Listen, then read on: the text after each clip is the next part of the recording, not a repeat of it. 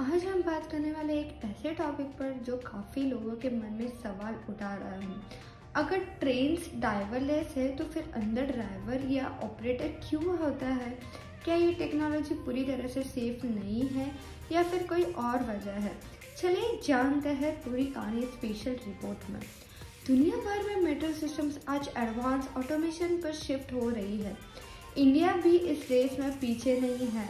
दिल्ली, मुंबई और बैंगलोर जैसे शहरों में ड्राइवरलेस मेट्रो ट्रेन चल रही है, लेकिन यहाँ एक ट्विस्ट है। ये ड्राइवरलेस होने के बावजूद भी हर ट्रेन में एक ऑपरेटर होता है। आखिर क्यों? चलिए पहले समझ लेते हैं। ड्राइवरलेस ट्रेन का मतलब ऑटोमेशन के 4 लेवल्स होते हैं। ग्रेड ऑफ ऑटोमेशन यानी GOA 1 से लेके GOA 4 तक। GOA 4 का मतलब होता है फुल्ली ड्राइवरलेस, बिना किसी ह्यूमन सुपरविजन के। लेकिन इंडिया में अभी ट्रेन GOA 3 पर चल रही है, जो ड्राइवरलेस है पर एक ह्यूमन ऑपरेटर के साथ। अब तक भारत में कई मेट्रो लाइन्स ने ड्राइवरलेस टेक्नोलॉजी को अडॉप्ट किया है, जैसे कि Delhi metro metro line Janakpuri west से लेकर बोनेटिकल गार्डन तक, Delhi metro pink line, Mumbai metro line 2A and line 7, Bangalore metro blue line under development. लेकिन अभी तक इनमें एक ह्यूमन अटेंडेंट या ऑपरेटर हमेशा होता है। क्या ये टेक्नोलॉजी पर भरोसा की कमी है या फिर कोई और वजह है?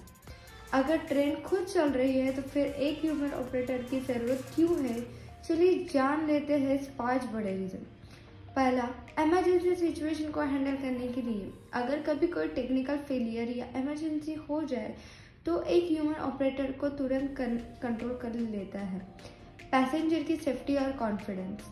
भारत में लोग अभी तक फुल्ली ऑटोमेटेड सिस्टम पर पूरा ट्रस्ट नहीं कर पाते हैं। एक ह्यूमन अटेंडेंट होने से पैसेंजर को कॉन्फिडेंस मिलता है। Third, government regulations. इंडिया में रेलवे सेफ्टी कमिश्नर के रूल्स के मुताबिक भी बिना किसी ह्यूमन सुपरविजन के ट्रेन चलाना अलाउ नहीं है। फोर्थ, टेक्निकल फेलियर्स और बैकअप प्लान। ऑटोमेशन कभी कभी फेल भी हो सकता है, ऐसे में एक ह्यूमन बैकअप होना ज़रूरी है। Graduation transition process. इंडिया में टेक्नोलॉजी ग्रेजुएट इवॉल्व हो रही है। पहले सिस्टम रिलायबल प्रूफ होगा तभी फुली ड्राइवरलेस ऑपरेशन होगा।